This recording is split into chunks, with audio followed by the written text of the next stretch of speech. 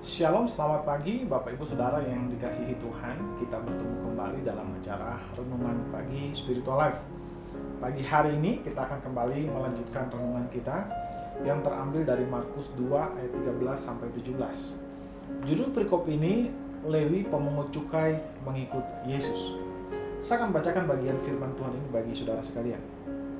Sesudah itu Yesus pergi lagi ke pantai danau dan seluruh orang banyak datang kepadanya. Lalu ia mengajar mereka. Kemudian ketika ia berjalan lewat di situ, ia melihat Lewi anak Alfeus duduk di rumah cukai. Lalu ia berkata kepadanya, "Ikutlah aku." Maka berdirilah Lewi lalu mengikut dia. Kemudian Yesus makan di rumah orang itu. Banyak pemungut cukai dan orang berdosa makan bersama-sama dengan dia dan murid-muridnya, sebab banyak orang yang mengikut dia. Pada waktu ahli Taurat dan golongan Farisi melihat bahwa ia makan dengan pemungut cukai dan orang berdosa itu, berkatalah mereka kepada murid-muridnya, "Mengapa ia makan bersama-sama dengan pemungut cukai dan orang berdosa?" Yesus mendengarnya dan berkata kepada mereka, "Bukan orang sehat yang memerlukan tabib, tapi orang sakit. Aku datang bukan untuk memanggil orang benar, melainkan orang dosa."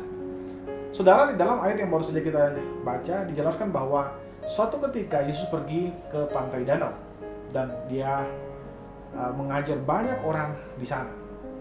Kemudian setelah selesai mengajar, ia berjalan meninggalkan tempat itu, dan di dalam perjalanan itu ia melihat Matius anak Alfeus yang sedang duduk di rumah cukai. Rumah cukai adalah rumah seperti rumah pajak begitu, yang di sana orang-orang Yahudi mulai membayar pajak mereka. Nah, kemudian Kristus berkata kepada Matius, "Ikutlah aku." Maka Matius segera bangkit dan mengikut Kristus. Nah, saudara dikasihi Tuhan, kalau saudara membaca dari kisah Alkitab, saudara akan menemukan kesan bahwa pemungut cukai adalah orang yang memang dibenci oleh orang Yahudi. Memang para pemungut cukai, mereka seringkali dibenci oleh orang Yahudi karena pertama mereka bekerja kepada kekaisaran Romawi, kekaisaran yang sedang menjajah bangsa Israel. Yang kedua, para pemungut cukai ini seringkali mengambil keuntungan lebih banyak daripada yang seharusnya. Ya, kadang-kadang mungkin ada korupsi di antara mereka.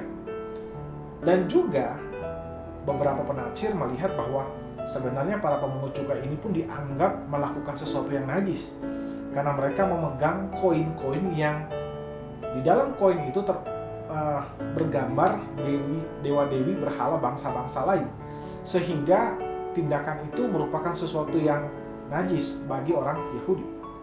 Nah, karena itu saudara, kalau saudara lihat Matius atau pemungut cukai sebenarnya dibenci oleh orang Yahudi. Namun meskipun ia menghadapi penolakan dan kebencian dari orang Yahudi, ia tetap merespon panggilan Kristus dengan meninggalkan semua dan mengikut Kristus. Saudara yang dikasihi Tuhan, hari ini firman Tuhan pun datang kepada kita, kepada saudara, untuk mengajak saudara mengikut Dia. Tuhan berkata kepada saudara, mari responlah panggilannya dengan menerima ajakan Dia, dengan mengikut Dia. Mungkin orang akan berkata bahwa kamu tidak mungkin berubah. Mungkin ada orang mencela saudara. Mungkin ada orang yang mengejek keputusan saudara untuk mengikut Kristus. Tapi jangan biarkan ejekan mereka menghalangi saudara untuk mengikut Dia. Dia memanggil siapa saja, apapun latar belakang kita. Mungkin saudara berpikir bahwa saudara tidak layak untuk mengikut Tuhan, karena ada banyak perbuatan saudara di masa lalu yang tidak layak bagi Tuhan. Tapi hari ini Tuhan datang kepada saudara, Dia memanggil saudara, sama seperti Dia memanggil Matius, sang Lewi itu, Dia pun memanggil saudara. Karena hanya di dalam Dialah saudara akan mendapat pengampunan dan pemulihan yang sejati. Saudara, mari kita mengambil waktu sejenak merenungkan firman Tuhan yang baru saja kita dengar. Saudara, apakah saudara pernah melakukan kesalahan yang membuat saudara sampai sekarang dikuasai rasa bersalah? Apakah saudara sedang hidup dalam ikatan dosa yang sangat memenjarakan kehidupan saudara? Saudara, mari mengambil waktu sejenak untuk mendoakan hal tersebut.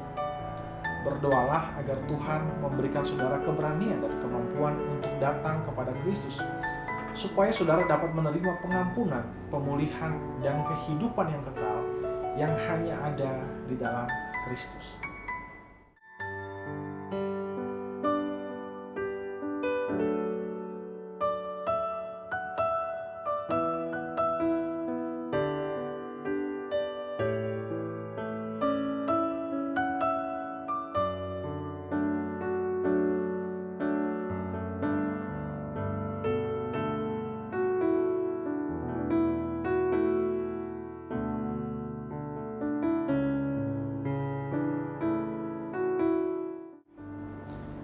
Saudara, percayalah bahwa Allah sudah memberikan kepada saudara keberanian dan kemampuan untuk datang kepada Kristus.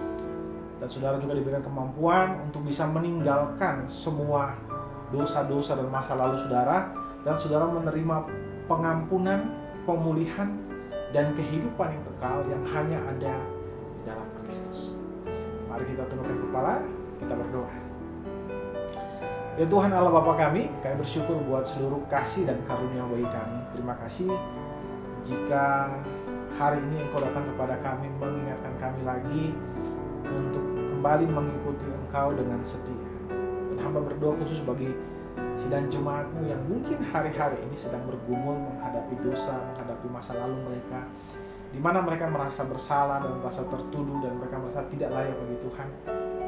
Allah Bapa, kami percaya bahwa Engkau mengasihi mereka, dan hari ini Engkau datang kepada mereka ya Allah Roh Kudus untuk menjamah kehidupan mereka, mengajak mereka untuk datang dan menerima kuasa pengampunan daripada Allah. Terima kasih Bapa. Serahkan kehidupan kami sepanjang hari ini ke dalam tangan Tuhan. Biarlah Engkau mau berkarya melalui kami, biarlah Engkau memberkati umat manusia melalui kami dimanapun kami berada. Biarlah kami menjadi gambaran-Mu yang hidup di tengah-tengah sesama kami Tuhan. Terima kasih Bapa, di dalam nama Tuhan Yesus kami berdoa kepada Bapa Surgawi. Haleluya. Amin. Amin. Selamat pagi Bapak Ibu Saudara dikasih Tuhan. Selamat beraktivitas dan Tuhan Yesus memberkati kita semua.